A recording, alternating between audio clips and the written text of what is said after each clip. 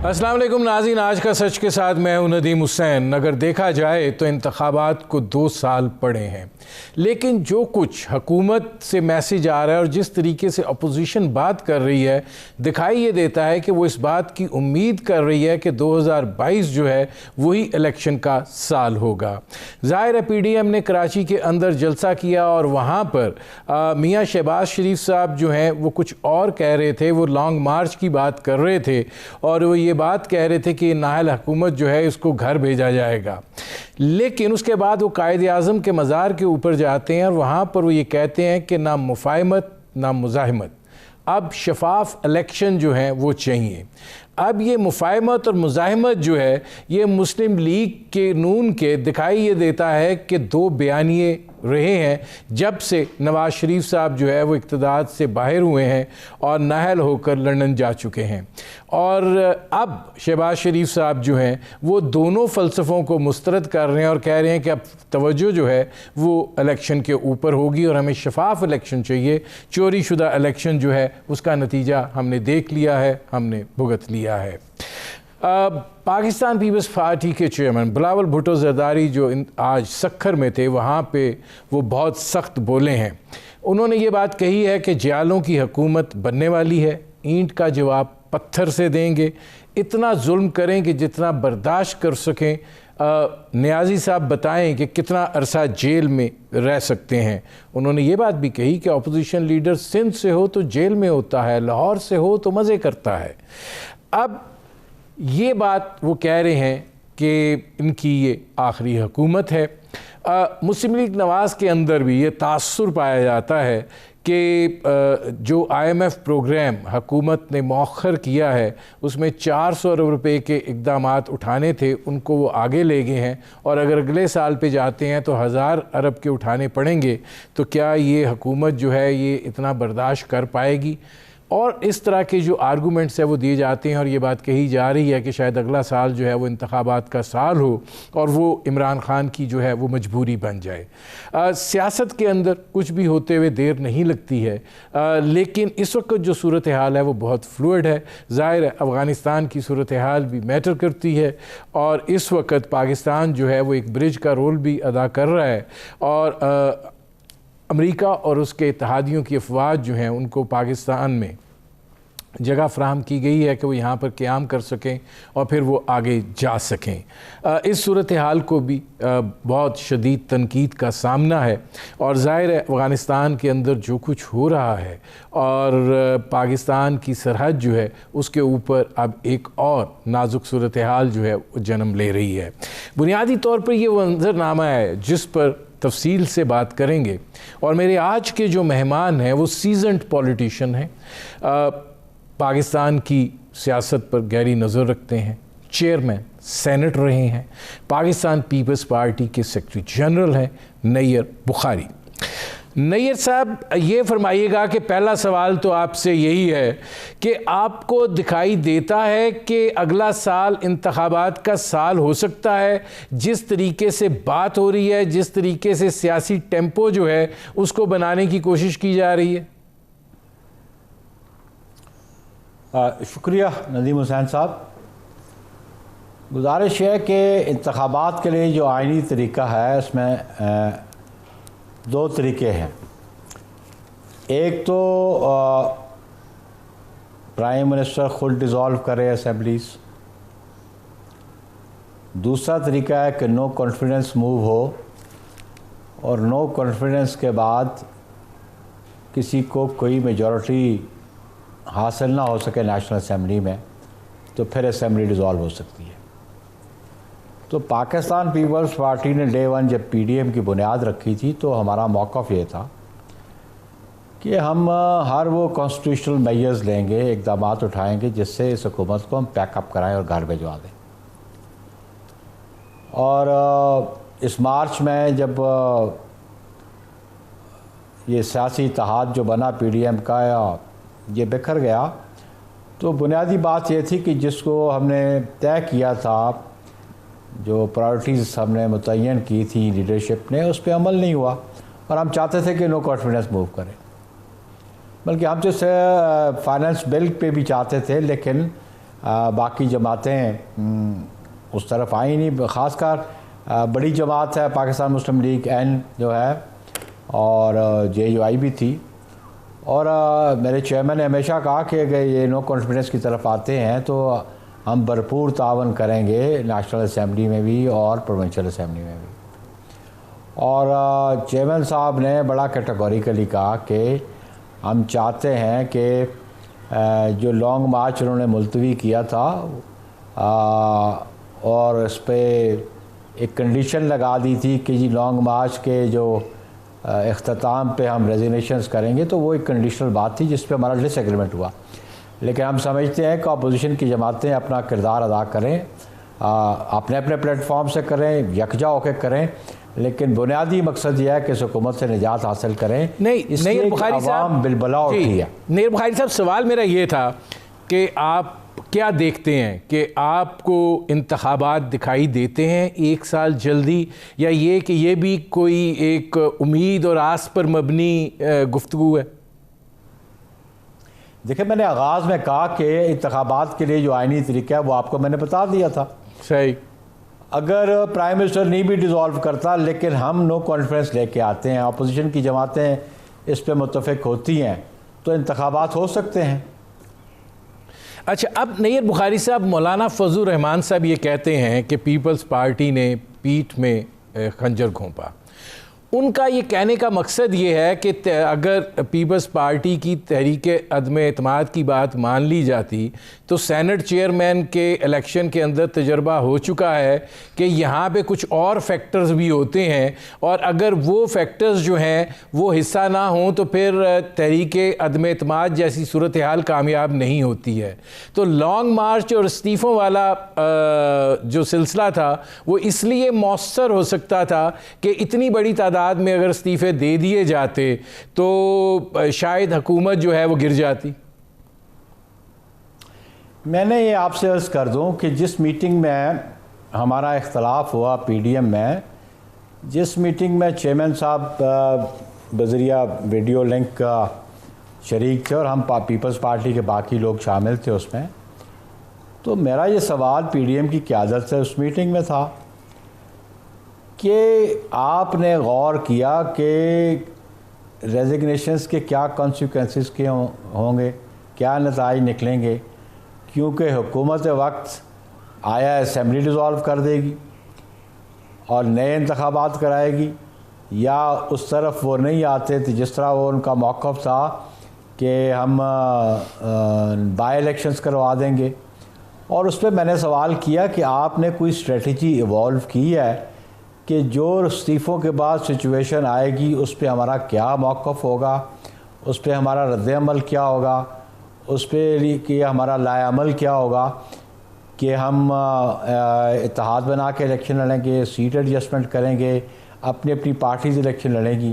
तो जिसके लिए मौलाना साहब ने कहा कि हमने बिल्कुल इस पर फ़ैसला नहीं किया, हम चाह रहे थे कमेटी बने तो अनडिसाइसिव थे रेजिग्नेशंस पे वो। लेकिन हम ये समझते हैं कि ये रेजिग्नेशन सबमिट हो जाते तो हम बिल्कुल इसमें अपने टारगेट जो था, हमारा गोल था, अचीव कर सकते। जो चेयरमैन सेनेट का आप जिक्र कर रहे हैं, बिलाशुबा चेयरमैन सेनेट के उस वक़्त प्रेशराइज भी किया गया, विन ओवर भी किया गया, कॉर्सिव मेजर्स भी लिए गए।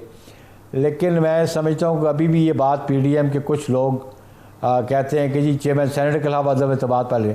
चेयरमैन सेनेट के खिलाफ अदम एतमाद से गवर्नमेंट नहीं हिलती, कैबिनेट नहीं जाती, प्राइम मिनिस्टर नहीं जाता। तो इसलिए हम समझते हैं कि आपने अगर गवर्नमेंट को फारिग करना है तो नेशनल असम्बली में आए और प्रोविंशियल असम्बली में आए, और तादाद हमारे पास मौजूद है। इसलिए मौजूद है कि जो सिचुएशन PTI के अंदर में से हुआ है, जो डिसएग्रीमेंट है उनकी, जो डिसेंटिंग वॉइसेस हैं उसमें, उसका बेनिफिट उठाया जाए, और वो बेनिफिट हम ले सकते हैं। नईर बुखारी साहब, ये तासुर क्यों पाया जाता है कि दोनों बड़ी जमातें जो हैं, पाकिस्तान पीपल्स पार्टी और मुस्लिम लीग नवाज़, अब आज भी शेख रशीद साहब कह रहे थे, फवाद चौधरी साहब भी कह रहे हैं कि ये जो नैब के केसेस हैं इनका फ़ैसला भी बस हुआ ही चाहता है, कि सियासत के अंदर जो पहले भी इस्तीफ़े देने हैं, लॉन्ग मार्च करना है, मुस्लिम लीग नवाज़ का ये तासुर है कि आपने शायद कोई फ़ायदा हासिल किया और आप उस तरफ नहीं आए। आप ये कहते हैं कि वो बताएं कि उनको क्या मिला कि वो इसका हिस्सा नहीं बने। ये क्यों हो रहा है कि शायद अपने मफाद पे कोई लो और दो की सूरत हाल हो रही है? देखिए जी, जैसे अगर आप पे वो इल्ज़ाम लगाएं तो हमें एक बता दें कि बेनिफिट हमने लिया हो। अगर आसिफ अली जरदारी साहब की ज़मानत हुई तो कोर्ट्स ने ली, हमें रिलीफ नैब से नहीं मिला, हमें गवर्नमेंट से रिलीफ नहीं मिला। लेकिन जबकि मियाँ नवाज शरीफ बैरून मुल्क गए तो उनको बेनिफिट तो एग्जेक्टिव से मिला, एग्जेक्टिव के ऑर्डर्स के नीचे वो बाल के। और प्राइम मिनिस्टर ख़ुद कहता है जी मेरी एक मिनिस्टर रो पड़ी, दूसरे ने कहा उसकी कंडीशन ऐसी थी कि उनको कुछ भी सडनली हो सकता था, इसलिए हमने जाने दिया। एनआरओ वो था या हमें कोर्ट से रिलीफ मिले वो एनआरओ है? रिलीफ उन्होंने लिया एग्जेक्टिव का या हमने लिया? हमने तो जो भी रिलीफ मिला हमें तो जुडिशल रिलीफ मिला है, हमने कोई एग्जेक्टिव से कोई रिलीफ नहीं लिया। तो आप खुद एवेल्यूएट कर लें, आप खुद जज बन जाएं कि एग्जेक्टिव का बेनिफिट किसने लिया और जुडिशरी का बेनिफिट किसको मिला। और जुडिशरी का जो बेनिफिट होता है वो जो रिकॉर्ड जुडिशरी का पास पेश किया जाता है, जिसकी जुडिशल स्क्रूटनी होती है, उसकी बुनियाद पे फैसले होते हैं। और हम समझते हैं हमें बेल आइन और कानून के जो तकाजे हैं उसके मुताबिक हमें बेल्स दी गई हैं। नाज़रीन, पाकिस्तान पीपल्स पार्टी के सेक्रेटरी जनरल नैयर बुखारी से हमारी गुफ्तगू जारी है। वक्त हुआ है एक मुख्तसर से कमर्शियल ब्रेक का, मिलते हैं। Welcome back. नैयर बुखारी साहब, बिलावल भुट्टो जरदारी साहब आज सखर में ये बात कह रहे थे कि जियालों की हुकूमत आने वाली है। क्या ये दावा भी उसी नौइयत का है जिस नौइयत का ये दावा था कि 30 दिसंबर तक जो है इमरान ख़ान की हुकूमत गुज़श्ता बरस चली जाएगी? क्योंकि अगर आप कह रहे हैं तो इसका मतलब ये है कि पंजाब के अंदर आपको एक वाज़िया बरतरी जो है वो हासिल करनी है। तो क्या जिस हुकूमत को आप गिराने की बात कर रहे हैं उनकी पार्टी की इस वक्त पंजाब में नंबर 2 पोजीशन है, तो कोई इल्हाक की बात है? बात राज की नहीं है, बात बड़ी सिंपल सी है। इससे पहले जो पीटीआई इमर्ज हुई तो ऑलमोस्ट 2 पार्टी सिस्टम था, और ये थर्ड एक क्रिएट की गई पार्टी और फिर इसको एक अपॉर्चुनिटी दी गई, उन फोर्सेस ने इसको मुसल्लत किया। लेकिन इनकी परफॉर्मेंस जो 3 साल की है, लोग बिल्कुल मायूस हैं उनसे, और लोग ये देखते हैं कि उनके पास ऑल्टरनेट क्या है, और पाकिस्तान पीपल्स पार्टी एक ऑल्टरनेट है, इसलिए कि नून अनडिसाइसिव है, मुफाहमत है या मुज़ामत है, लीडरशिप कुछ है इधर कुछ नहीं है। और हम समझते हैं कि हम एक ऐसी ऑप्शन है जो आवाम को अट्रैक्ट हो सकते हैं, और हम समझते हैं कि आवाम हमारी तरफ ज़रूर रुजू करेंगे, और हम जो अपना शेयर पंजाब में है, जो हमारा वोट बैंक है, उसको हम ज़रूर रिवाइव कर लेंगे और हम अपना शेयर पंजाब में ज़रूर ले लेंगे।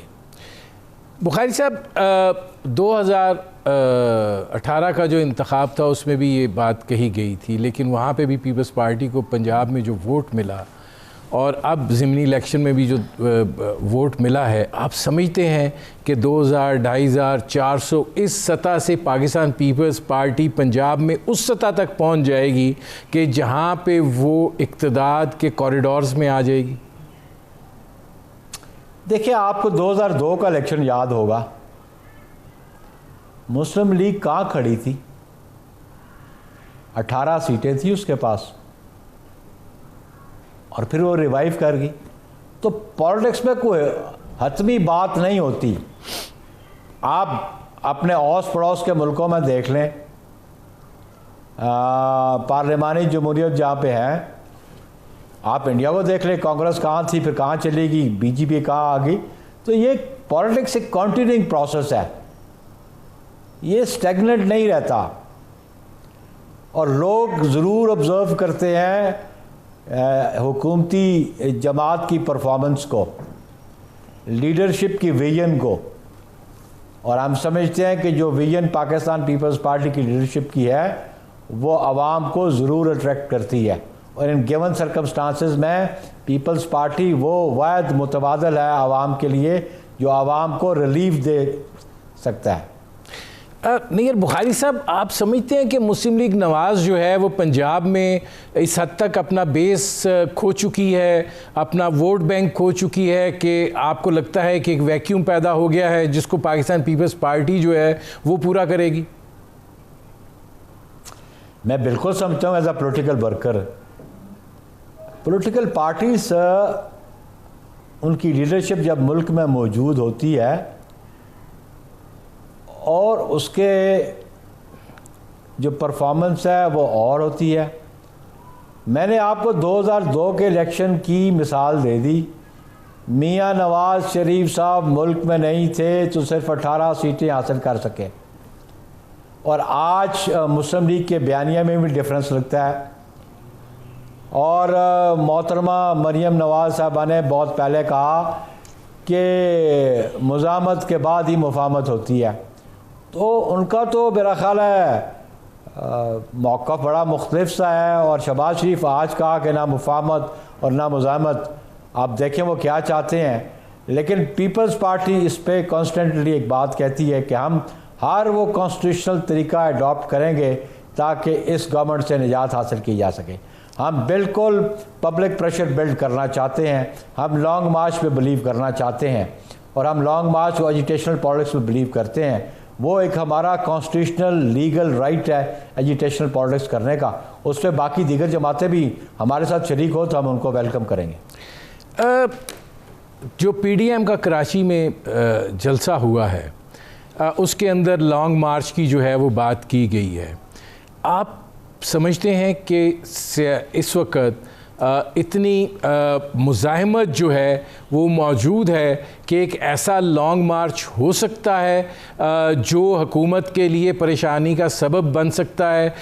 हुकूमत तो मुसलसल ये बात कहे चले जा रही है कि हमें तो इतनी नाहल अपोजिशन मिली है कि 3 साल आराम से गुजर गए हैं, जो वाकई वक्त बचा है वो भी बड़े सुकून से गुजर जाएगा। चले, नायल अपोजिशन है, नायल तो गवर्नमेंट है जो डिलीवर नहीं कर पाई, जिसके पास सारे रिसोर्सेज होने के बावजूद, जिसके पास इक़्तिदार होने के बावजूद, और जो वादे उन्होंने किए उसमें से एक वादा भी नहीं निभा नहीं सके इलेक्टोरेट के साथ, तो वो इस खुशफहमी में है, तो बिल्कुल खुशफहमी में रहें। लेकिन मैं आपको एक बता दूं हिस्टोरिकल बात, जो हमने अयूब खान के ख़िलाफ़ तहरीक शुरू की थी उसकी बुनियाद महंगाई पे थी, चीनी की अदम दस्तयाबी थी और जबर का दौर था, जैसा जबर का दौर आज चल रहा है। तो हम समझते हैं कि पॉलिटिकल लीडरशिप वो होती है जो आवाम की पल्स को समझे।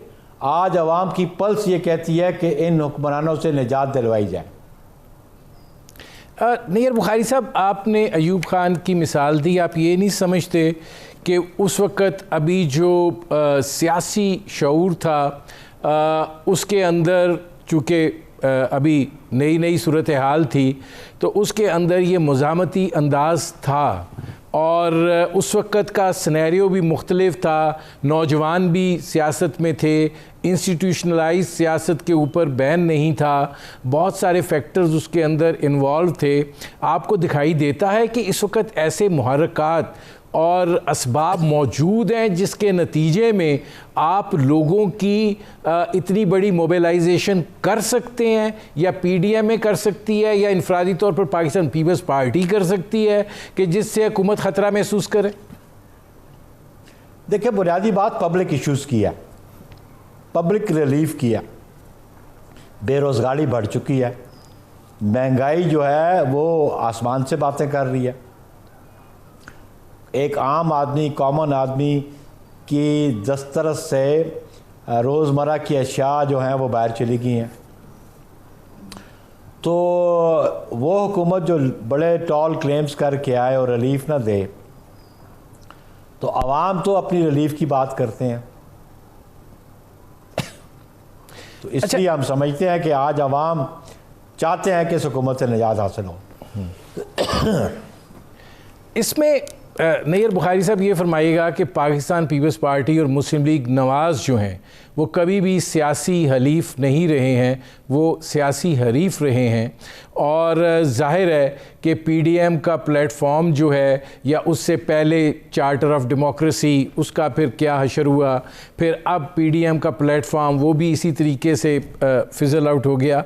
ये जो आप दोनों पार्टियों के दरमियान इस वक्त फासला दिखाई दे रहा है, क्या वो ये इस उम्मीद पे है कि इलेक्शन आने वाला है और अपनी सफ़ें दुरुस्त कर लो? ऑब्वियसली देखिए जी, इलेक्शन जब भी होना है, आपको ये याद होगा कि एमआरडी की मूवमेंट के बाद जब 88 के इलेक्शन आए, इलेक्शन अलायंस तो उस वक्त भी नहीं था एमआरडी की जमातों के दरमियान। और एआरडी का जब वजूद में आई, उसके बाद जो इलेक्शन 2002 में आए, तो उस वक्त भी हमारा इलेक्शन अलायंस नहीं था। हमने कभी इलेक्शन अलायंस की तो बात ही नहीं की है।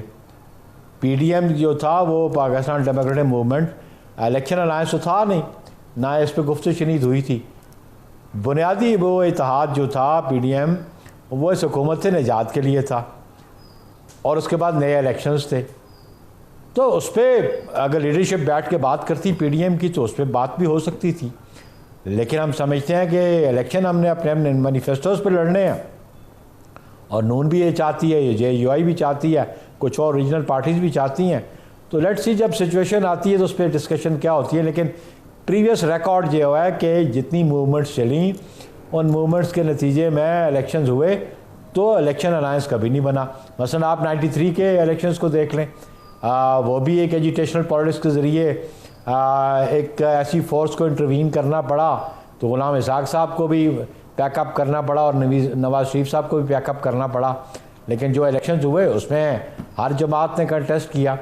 लेकिन एक बात मैं आपसे अर्ज़ कर दूं कि मुस्लिम लीग नून वो जमात है जो कभी पहले अलायंस में नहीं रही। सिर्फ एआरडी में हम इसको लेके आए, उसके बाद पहले एमआरडी जब थी उस वक्त ये तो खुद कहीं और किसी की और अम्ब्रेला के नीचे थे। तो इसलिए हम समझते हैं कि जो हमारी पॉलिटिकल हिस्ट्री है उसमें हम बड़े वाज़े हैं कि हम अपने मैनिफेस्टो पे, हम अपनी पॉलिसीज़ पे और हम इलेक्शन कंटेस्ट करेंगे, और जो हमारी पास्ट परफॉर्मेंस है वो भी बाकी जमातों के मुकाबले में आवाम के सामने है, तो हम उसकी बुनियाद पे हम इलेक्शन में जाएंगे। ठीक है नाज़रीन, पाकिस्तान पीपल्स पार्टी के सेक्रेटरी जनरल नैयर बुखारी साहब से हमारी गुफ्तगू जारी है। वक्त हुआ है एक मुख्तसर से कमर्शियल ब्रेक का, मिलते हैं इस वक्फे के बाद। Welcome back. अच्छा नैयर बुखारी साहब, वज़ीर आज़म ने लीडर ऑफ द अपोजिशन को ख़त लिखा है और मुस्लिम लीग नवाज़ का वफ़द तश्कील देने की बात की है इलेक्ट्रॉनिक वोटिंग मशीन के ऊपर। आपको दिखाई देता है कि इसके ऊपर इत्तफ़ाक़ राय हो जाएगा और जिस तरह हुकूमत चाह रही है आने वाले इंतखाबात जो हैं वो इलेक्ट्रॉनिक वोटिंग मशीन के ज़रिए होंगे? ये एक बड़ी कंट्रोवर्शियल सा इशू हो गया है। अभी इलेक्शन करवाना बेसिक फंक्शन जो है इलेक्शन कमीशन ऑफ पाकिस्तान का, पहले तो वही डिसएग्रीमेंट में है। ये अभी उनको प्रेजेंटेशन दी गई तो उनके बड़े इस पर सवालात उठाए हैं और उन्होंने कहा जी हमें इस पर सेटिस्फाई करें।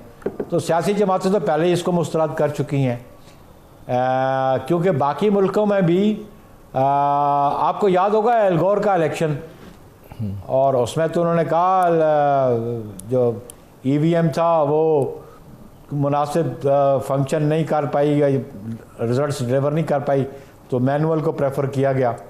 तो हम समझते हैं कि ईवीएम से ज़्यादा इम्पॉर्टेंट है इलेक्शन कमीशन ऑफ पाकिस्तान का इंडिपेंडेंट होना, और इलेक्शंस के दौरान तमाम एग्जेक्टिव अथॉरिटीज़ सबसर्विएंट हों ईसीपी के, और जब से इलेक्शन अनाउंस हो और till the announcement of results हर अदारा उनका सबसर्विएंट हो और उन पे अहकामात पे अमल दरामद करे।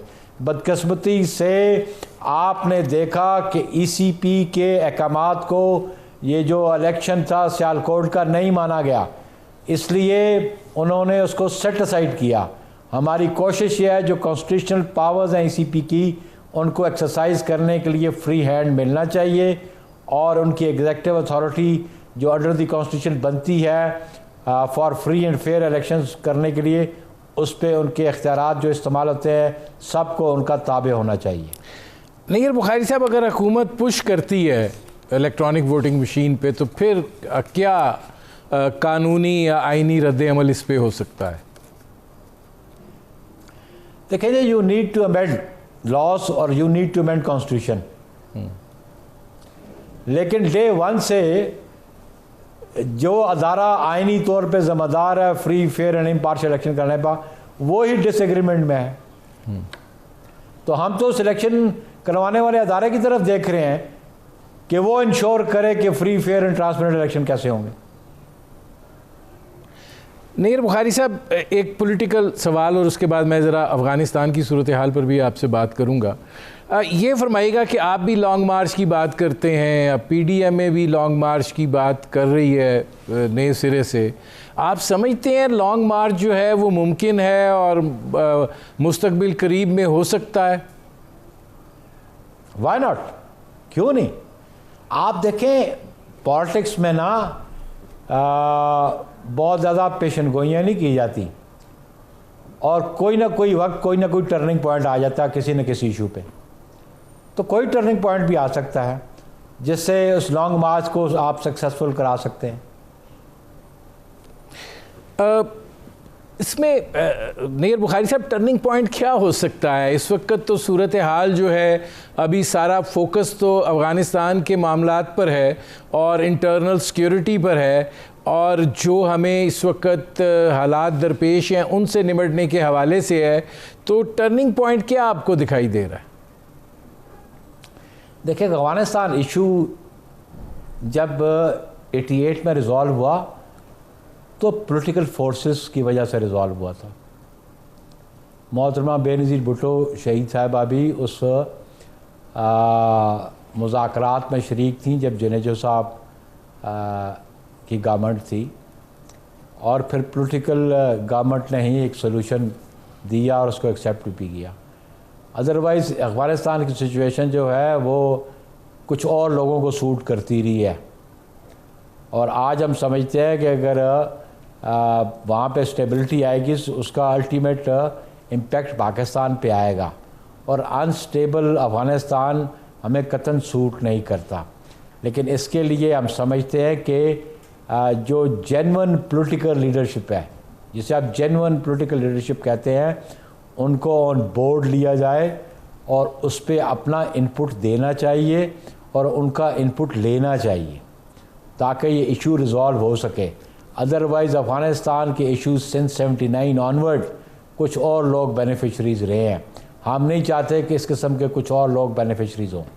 नैयर बुखारी साहब, ये फरमाइएगा कि मौजूदा हुकूमत ने इसको जिस तरीके से डील किया है अफ़गानिस्तान के हालात को, और वहाँ पे जो गैर मामूली हालात रूनुमा हुए हैं, पाकिस्तान का इस वक्त जो किरदार है, जिस तरीके से हम फैसिलिटेट कर रहे हैं, आप समझते हैं ये मुनासिब है?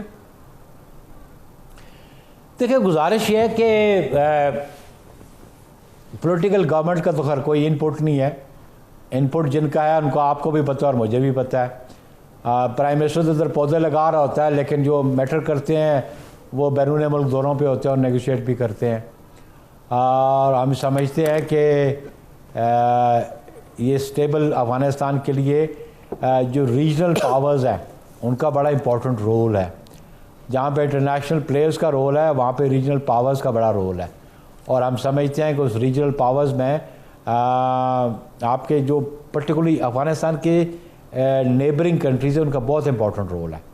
चाइना है, रशिया है, ईरान है, पाकिस्तान है, इनका बड़ा इंपॉर्टेंट रोल है। और ये मैं समझता हूँ कि कलेक्टिवली कुछ डिसीजन करेंगे तो अफ़गानिस्तान के लिए बेहतरी के असबाब पैदा होंगे। नैयर बुखारी साहब, आपने रीजनल कुव्वतों की बात की है। आप क्या समझते हैं जिस तरीके से पाकिस्तान जो है लॉजिस्टिक सपोर्ट प्रोवाइड कर रहा है अमेरिकन ट्रूप्स को जो वहाँ से निकल रहे हैं? ज़ाहिर है, आज वज़ीर दाखिला साहब कह रहे थे कि 1600 पहुँचे हैं, फ़्लाइट्स नहीं आ रही, लेकिन 4000 की बात हुई है। आप समझते हैं कि हम रीजनल क़ुव्वतों के साथ इन कंसल्टेशन हैं, या ये कि हम एक मर्तबा फिर अमेरिका के साथ ही खड़े हैं? देखिए, ये बात तो फिर आपके फॉरेन ऑफिस को पता होगी। अपोजिशन तो इन कंसल्टेशन नहीं होगी, गवर्नमेंट इन कंसल्टेशन होगी। तो ये मुनासिब बात है कि ये इसका जवाब वो बेहतर तरीके पे दे सकते हैं। लेकिन मैं ये समझता हूँ कि as a citizen of Pakistan, as a political activist, हम समझते हैं कि दुनिया में चीज़ें बहुत सारी रीजनल्स हो चुकी हैं। जहाँ पे यूनाइटेड नेशंस का किरदार है, वहाँ पे और बहुत सारी रीजनल फोरम्स बन चुके हैं। और क्योंकि इशू इस रीजन में साउथ ईस्ट एशिया में है, इस पे जो फिर रीजनल पावर्स हैं उसमें दो सुपर पावर्स हैं, और उनका बॉर्डरिंग कंट्री अफ़गानिस्तान है, ईरान के साथ है, पाकिस्तान के साथ है। तो इनको बिल्कुल इस पर कंसल्टेशन होनी चाहिए, और हमारे फॉरेन ऑफिस को इस पर बिल्कुल इनिशिएटिव लेना चाहिए। नैयर बुखारी साहब, आप ये बात कह रहे हैं, लेकिन यूसुफ रज़ा गिलानी साहब के ज़माने में भी ये सूरत हाल दरपेश थी। तब ड्रोन अटैक्स होते थे और उन ड्रोन अटैक्स की मजम्मत कर दी जाती थी, लेकिन इजाज़त होती थी। तो ये जो पॉलिसी फ्रेमवर्क्स हैं, ये क्या उस वक़्त की मजबूरी होते हैं, तकाज़ा होते हैं? क्या मसला क्या होता है कि हम ये इस तरह की पॉलिसीज़ इख्तियार करते हैं? नहीं, देखिए जी, उस वक्त तो जो ड्रोन अटैक्स थे इन फाइट चल रही थी। एक TTA है और एक TTP है।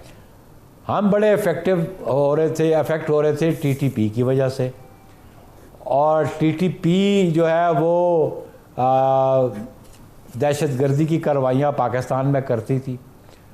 और आपके सामने APC का इंसिडेंट है पेशावर का, और अगर TTP के ख़िलाफ़ अमेरिकन फोर्सेस इस्तेमाल होती थी तो हमें उस पर क्या एतराज़ होना चाहिए था, क्योंकि वो TTP ने तो पाकिस्तान को हमेशा टारगेट किया, और आज भी TTP टारगेट कर रही है हमारे आर्म फोर्सेस के जवानों को, ऑफिसर्स को।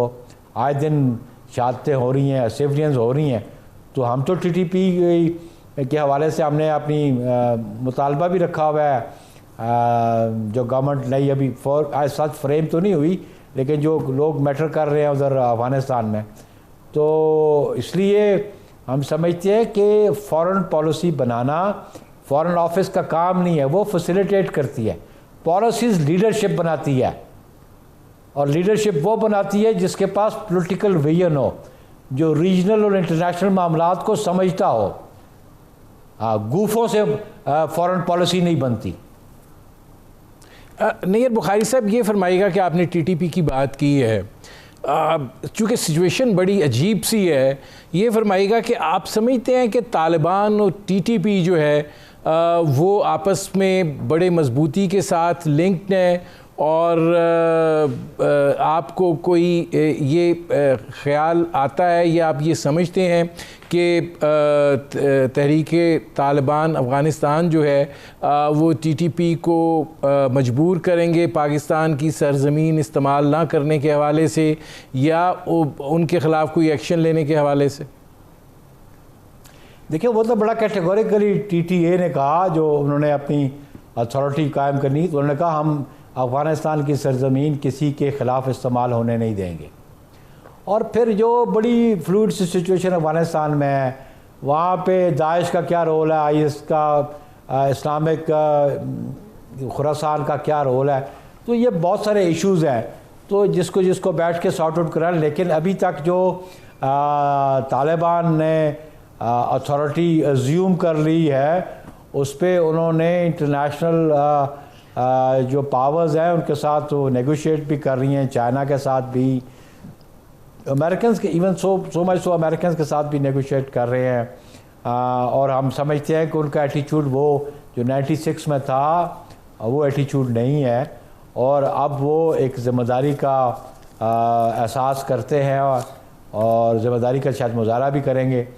और हम ये समझते हैं कि TTP ने हमेशा पाकिस्तान पे दहशतगर्दी के वाक़यात किए, जिससे पाकिस्तान के सिविलियंस इफ़ेक्ट हुए, जिससे पाकिस्तान की आर्म फोर्सेस इफ़ेक्ट हुई।